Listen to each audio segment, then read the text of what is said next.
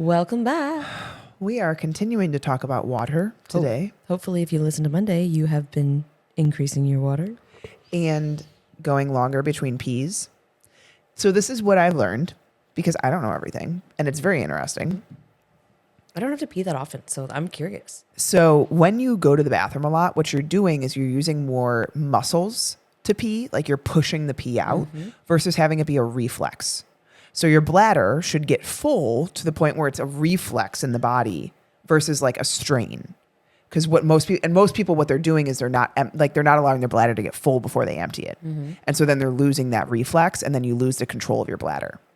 And a lot of people get too tight with their muscles in their pelvic floor. And she talked about that on the podcast around like your pelvic floor is usually a too tight issue, not a too loose issue.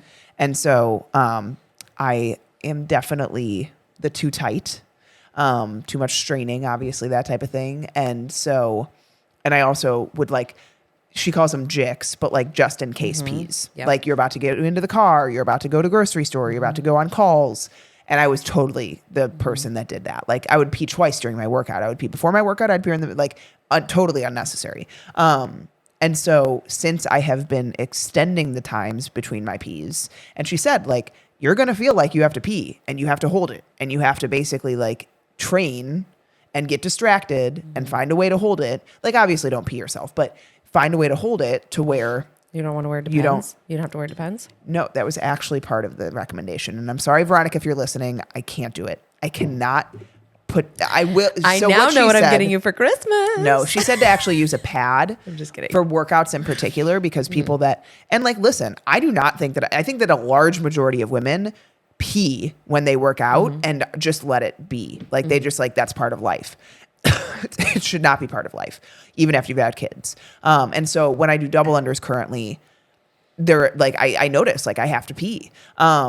And so she said to wear one while you're working out because some people don't even notice that they're like dripping, basically leaking. Yeah. But the whole concept is basically allow your bladder to get completely full and then have it be a reflex to release it and don't push. You should not strain when you go poop. Like all of those things should be very flowing things. So yeah, it's very interesting. So on the topic of hydration and people needing to pee more, you shouldn't strain when you need to do poop. not strain. You shouldn't strain when you need to pee. Nope. Shouldn't be as strenuous. Use a squatty potty. She said she gets people squatty potties for holidays. Really? Yeah. I was like, that's so great. We actually got one as like a gag gift and we threw it away. So we have a stool in the bathroom. I use Marcus's stool. Yeah, I use the stool because like Taylor likes to climb on it when she's in the bathroom. Carson climbs, obviously to wash his hands. So yeah, I use it when I pee and have bowel movements. I don't know why I didn't want to say poop. I don't know. It's just, I'm thinking about changing my Instagram name to the Poop Queen.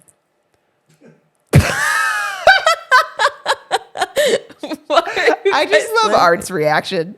Art just laughed really hard. Okay, maybe I'll start a new Instagram that's all just like poop talk. Yeah. No, I mean, like, it's fine. I mean, what else would I call it on? Yeah. Like, the Poop Queen. I just feel like I'm a female who talks about poop. Yeah, absolutely. You guys should see their faces. It's not, maybe make sure it's not taken. I don't know if someone else wants that title. Whatever. I'm going to keep talking about poop. Let's talk about water today, though. Oh, my God. All right. So we talked Monday about the importance of hydration.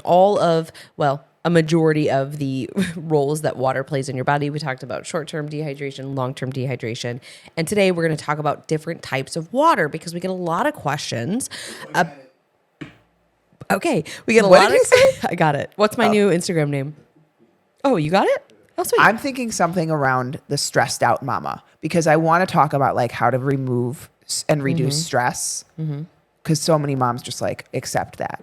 Yeah. And yeah, there's stress as a mom, but like my love is kind of a little bit more on like the adrenal and the stress and the maintenance. Well, I think I'm gonna have to have two accounts because I'm not gonna just like, oh my God, remember the day that we thought we lost our accounts? And I was like almost in tears because I thought all the content, all the copy, all the videos, all the hours. Guys, if you don't follow us on Instagram, you should go to Instagram, follow Liz Roman Nutrition, soon to be also at the Poop Queen. And Becca Chills.nutrition, CHILCZ Chills.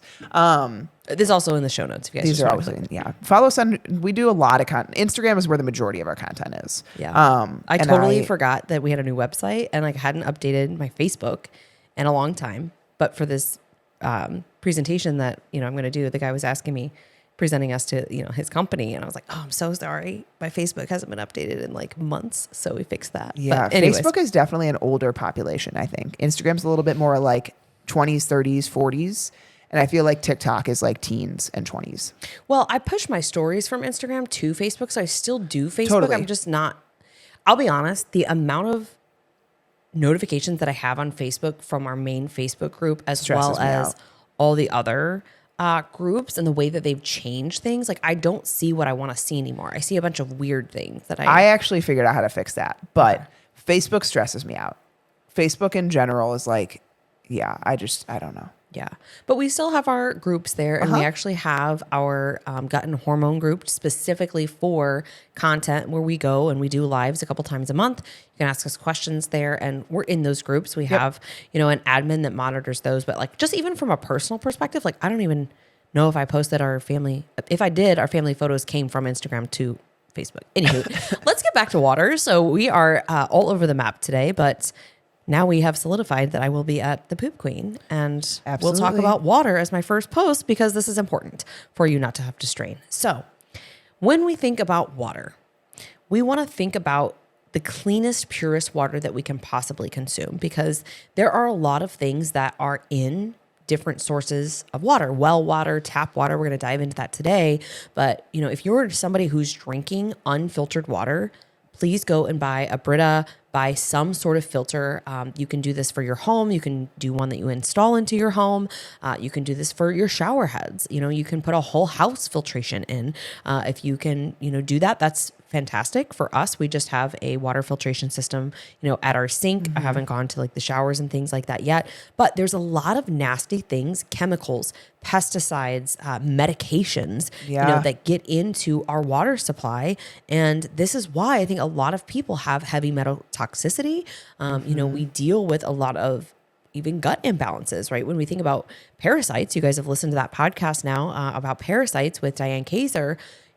Water is a source that, we can be exposed. I mean, we're exposed to them all the time, everywhere around you. You don't have to travel. You don't have to, be in a place where there's contaminated water, but your soil, your fruits, your vegetables, depending upon where they're coming from, what they were washed with, these are all sources of, contamination if you're not paying attention and filtering your water. Yeah. Well, this is really interesting too. An article that we were looking at talks about the Earth's surface is 71% water. 97% of that is found in seas and oceans. Only 3% is fresh water. So of that 3%, 79% of that 3% is found in glaciers and ice caps.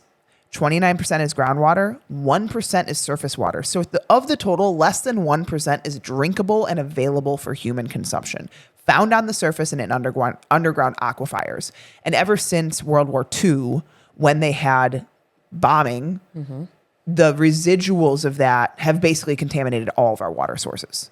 And so we need to understand that although there are purification methods, they do, and there's been research on this, guys. Like, yes, purification of water is great. There are certain states that are not as good as others. Illinois is included in one of those states that's not as good as others. Shocker. I think we're like top 8, aren't we? For the worst? Top 8 for worst water. Yeah.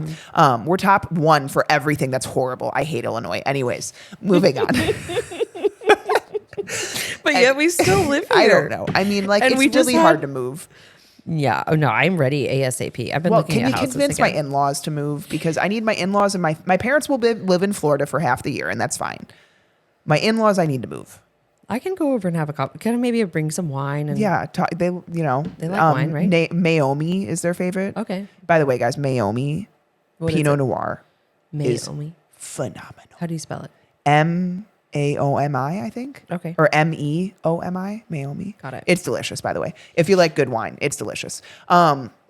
So we end up in this place where you need some type of filtration on top of, unfortunately, the city's filtration, because things get through that, guys. Things absolutely get through that.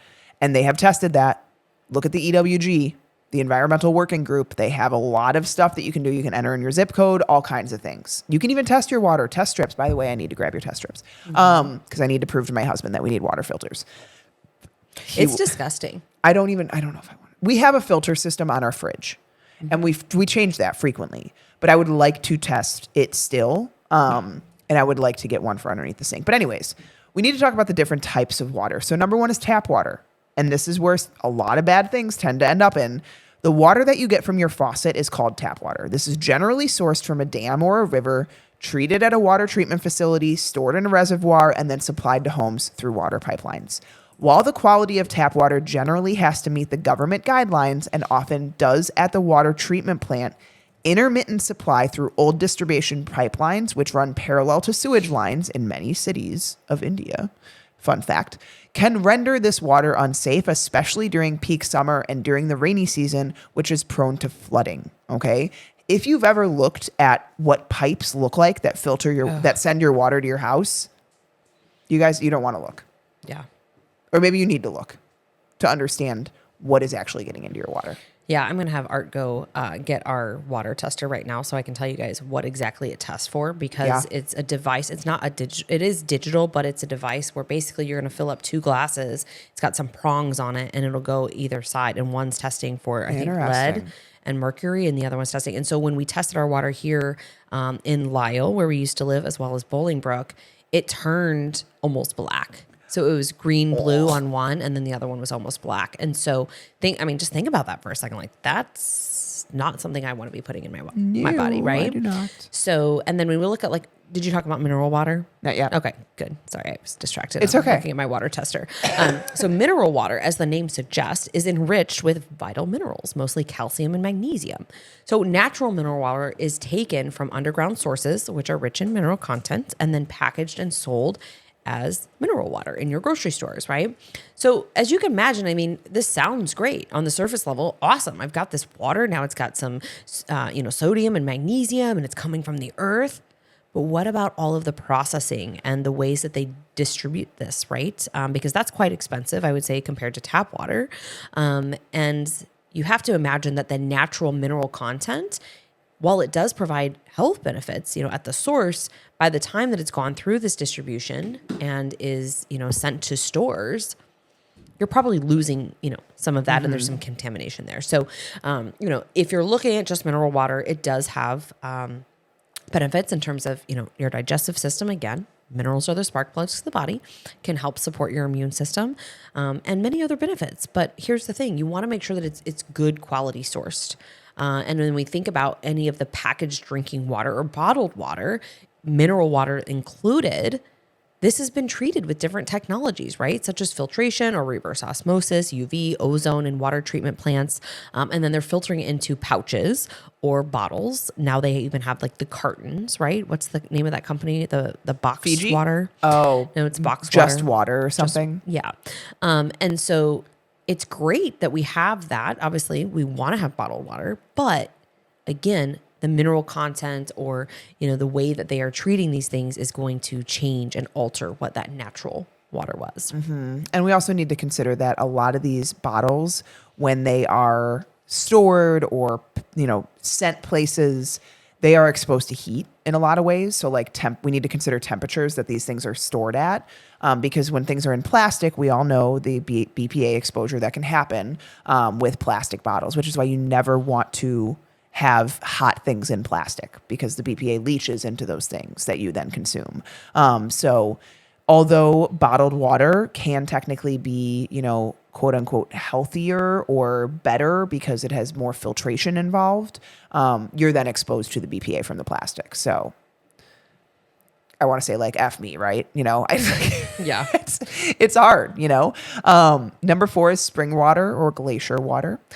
So this is sourced, as you can guess, from springs or glaciers. And since water is collected right from the source, it generally is very clean and free from toxins and other unwanted particles. In some cases, depending on the spring or glacier, it may actually even be infused with vital minerals. So if you get spring or glacier water from authentic brands like Evian or Arrowhead, what makes me think of Evian? Does anyone remember the movie Superstar? No. With Will Ferrell, the cheerleaders, and Molly Shannon? I don't think I've seen it. Evian is like the super popular, annoying girl in the movie. Okay. And there's a part of the movie where she's like, Evian, and she's like making, it's just, watch the movie. If anyone's go watch Superstar. I cannot believe you've never seen Superstar. Superstars. It's an SNL movie. Yeah. Art, have you seen Superstar? Superstar. You have never. Oh my God. We got to, on our walk later, I'm going to show you a video. Yeah. Okay. But anyways, authentic brands like Evian or Arrowhead, then you can rest assured that you are getting some of the best drinking water in the world. However, it is going to be expensive. Like tends to be the most expensive of water.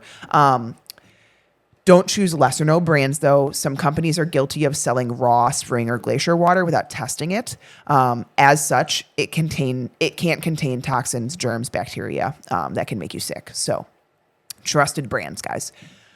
Fiji is my favorite. I love Fiji. And my dad actually has an investment situation in Fiji water because they are actually going to be, believe it or not, insider facts.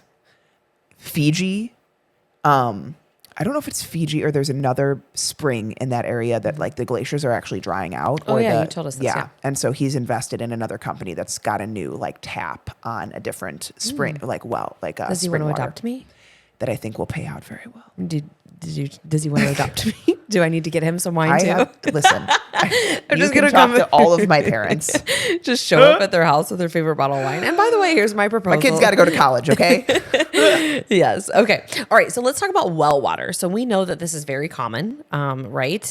For people who live in like rural areas, not going to be that common in cities or urban areas, but it's definitely a prime source. Like remember my grandmother's farm, they had well water, right? And when it rains, the water trickles down and crevices into the soil and starts accumulating underground.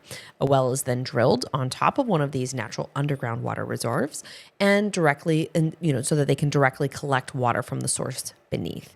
This water is completely free to use. And if you have a well constructed, right in your backyard, it's probably really convenient. But it does carry some risk. The raw water collected from the wells might be infested with tons of bacteria. Also, depending upon where you're at. Again, different states have different things going on in their water sources, but it can have high traces of iron and even arsenic, and which can lead to toxic metal poisoning. So if you have not tested your water, I would highly recommend, I'm on Amazon right now. They're very cheap. They're like $7-8. Test your water.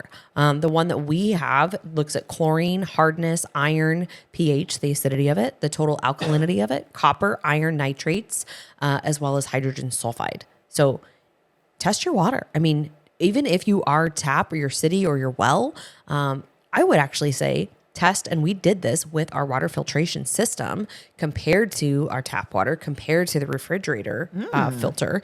And that's pretty eye-opening. So test and see, because you just don't know what you're consuming. And so if you are somebody who is on well water, this should be, pretty easy for you. It's a free source of water. Obviously take that, but put it through, a reverse osmosis or something like that to purify it. Yep. So number 6 is distilled water. And this is basically any water that has been purified using the process of distillation. And this is basically boiling the water until it turns into water vapor and then capturing the gas and condensing it back to its liquid state. And this is by far one of the most safe ways to get rid of any like contaminants or bacteria because you boil it. However, is it safe to drink? The lack of toxic contaminants, germs, and bacteria does make it seem safe, but besides lacking all of the harmful impurities, distilled water also misses out on the essential minerals and salt. And so typically when someone does distilled water, you want to add back in trace minerals and sodium and things like that, because too much distilled water can actually result in mineral deficiency as well as teeth. You lose teeth enamel, you start to lose things because you are not getting the minerals and the things that your body needs for those things. So the last one is hard water. I'm sorry, number 7, second to last, I think, hard water. When the water has a high mineral content, it is called hard water. This happens when water percolates through several layers of limestone, chalk, and even gypsum, which are high in calcium, magnesium carbonates, bicarbonates, sulfates, all those things. So another reason for increased hardness in some areas is the depleting level of groundwater due to over-extraction. So as a result, those compounds contaminate the water, increasing its hardness. Other elements in hard water may be compounds like iron, aluminum, and manganese, which also add to the hardness. So the extra mineral content doesn't make this water necessarily good for your health. So as per the IS 10,500 standards of potable drinking water, there are limits to various contaminants of hard water that it's advisable not to consume water with mineral content beyond those limits. So when this is the case, it's good to bring in like a type of water purifier that can help bring the hardness under control and improve the taste while disinfecting it at the same time. We actually have hard water. So we have salt we have to buy salt regularly to put in our big thing that we put in. The water filter. The water filter. I could not think of the right word. It's a water filter that then the water is softer. Because I will be honest, I hate hard water showers. You never feel like you get the soap off of you. It's the worst. Well, and I have, colored hair. So I've had to buy hard water shampoo to keep the color, from not turning.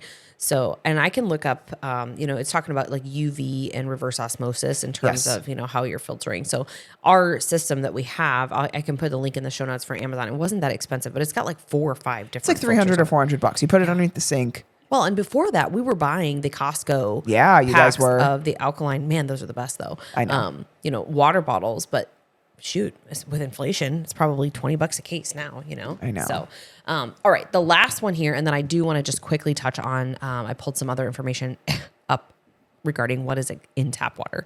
And it's quite frightening. But anyways, alkaline water. A lot of people, and as I just mentioned, there's a lot of hype around alkaline water these days. So while it goes without saying, you shouldn't drink acidic water, right? Many people that have the idea that alkaline water can help neutralize the acid in the body, which can then help slow down the process of aging and prevent cancer. However, there's very little scientific evidence to showcase that alkaline water has these health benefits. So although there's no proof that alkaline water offers these miraculous health benefits, we also don't have any confirmation that it's harmful. So generally it is safe for drinking, but there are some cases where it may cause some issues. So for some individuals who have low stomach acid, alkaline water can reduce your stomach acid from effectively killing off harmful bacteria that you might consume with your food. Again, going back to the stomach acid podcast, 1.5 to 3 is what you want your stomach acid level to be. And if you're looking at, a pH scale, your water, being very acidic, you wouldn't want to be consuming that. Like that would actually burn to consume, very acidic water. So as a general rule of thumb, you would want to be able to drink water, again, that has a normal pH level, an uncomfortably high pH that's alkaline level, or too low of pH, too acidic, can and will have detrimental effects on your body. So yeah, I think the verdict's still out on the alkaline water from what I understand after reading this from this article that we are sharing with you guys today. But let's talk about tap water. What's really in your tap water? So, and I will put this in the show notes for you guys as well. But tap water has been shown to contain heavy metals, additives, chlorination byproducts, pesticides, arsenic, radon, and rocket fuel, to name a few. Also medications, birth control, a lot of different medications, because people pee these things out, guys, and then it goes into your, our systems that we then filter and drink and trace amounts of those things. Yeah. And then like you mentioned before, when it's traveling through all of these pipes, like I think about, all of the lead pipes that it's traveling through, bacteria is building up, in those pipes. You're getting all of that, basically in your body. And if your stomach acid level is not where it should be, your body's not killing these things off. And therefore, the bacteria or the viruses or whatever it is that's contaminated your water is going to take residence in your body and require your immune system to respond. And hopefully you're in a healthy place where it can, and it can fight it and can defend it. If not, this is again where we look at sickness and illness and so forth. So filter your water.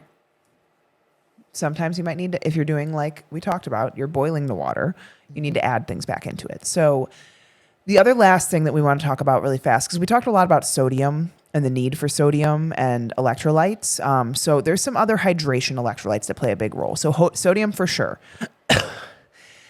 Potassium and magnesium would be next in line. So deficiencies in either electrolyte can cause headaches, low energy, and muscle cramps. Potassium is especially important because potassium and sodium have a very synergistic balance to help maintain fluid balance. If you do not eat or supplement enough potassium, your body tries to restore this balance by selectively excreting more sodium. This depletes sodium levels, and this really screws up your hydration status. The biggest problem I think that we made around fearing sodium is that we didn't consider potassium in the equation. it became sodium is bad for you. Sodium causes high blood pressure, which when acutely consumed in the massive amounts of processed foods that we eat as a society, yes, sodium becomes a real issue. But it's not so much the sodium. It's the crap food that you're consuming to get that sodium. And then we lose potassium. And when you have enough potassium, sodium and potassium do really well together.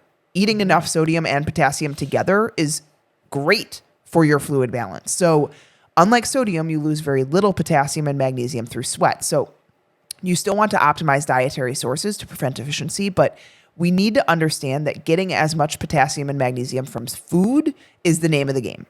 And obviously sodium you can get from certain foods. Eggs are a great source of sodium, different type of seafood. But dark leafy greens are great for magnesium. Most fruits and starchy vegetables are rich in potassium. So things like potatoes, peppers, broccoli, bananas, obviously people think of. And so you want to get those things from your diet. But if you want to supplement about 1 to 3 grams a day of potassium, 300 to anywhere north of like 800 milligrams of magnesium is very safe because most people are deficient in magnesium. Very important, especially if you are low carb or if you're just like low calorie in general. And then your sodium, 5 to 6 grams. We have a whole podcast on sodium, depending upon 5,000 to 6,000 milligrams is what that equates to, guys. For those of you that are not quick thinking mathematical brains. Yeah, because some people are like, "Oh my God, Element has 1,000 milligrams of sodium." I'm like, "Yeah." And your food log, when you're really cleaning up your food, if you're looking at your sodium, you don't need a lot. You're getting 1,800 milligrams. So you want to get north of 5 to 6,000, especially if you're active, if you're sweating. Yep. If you're in a hot climate. Yeah. So one of the articles that I'm going to link out in the show notes for you guys actually talks about the number of known chemicals that are in the U.S. tap water supply that are not regulated by the EPA. And here's the biggest thing that we need to understand, guys. What they are testing for is acute levels that can cause damage or issues. They are not testing for the fact that you are consuming this water for decades at a time and slowly accumulating these levels of toxins and heavy metals and pesticides and all of these things. That is the silent killer, the accumulation of all of these things. And anyone that says you don't have to worry about detoxification because your liver detoxes yourself, I'm going to punch you in the throat. Like, come to my house. We need to talk. You do need to support detoxification regularly. It might not even be bad to go through an actual detox protocol once a year to help allow the liver to work as it's supposed to, because the exposure to all the things that we're exposed to today, it's just a different world. It's a different world. Yeah. Well, they're testing, your tap water, and then you're combining that with all of the inflammatory oils, all of the processed foods, the additives, all of the other things that are causing inflammation and stress to the body. So you guys want to read this article? They're testing for one thing. Like, what is the acute level of mercury in water that causes harm to humans? Not, let's talk about mercury and aluminum and heavy metals and all of these different things, guys. They're not looking Fluoride. at the cumulative effect of all of those things. They're looking at one thing at a time. Yeah, fluoride, that's huge. I do want to do a podcast just on fluoride because it impacts everything: your thyroid health, your reproductive system, your brain, your GI tract, IQ in children. I think we got a little trigger happy with fluoride. The world got a little trigger happy. Yep. The small benefit it brings turns into let's consume large amounts of it. And now we have all these issues. Yep. So anyways, we'll wrap it up with this. It's estimated that there are 140 known chemicals that are not regulated by the EPA in our tap water. If that doesn't encourage you to start filtering your water, then we're not sure what will.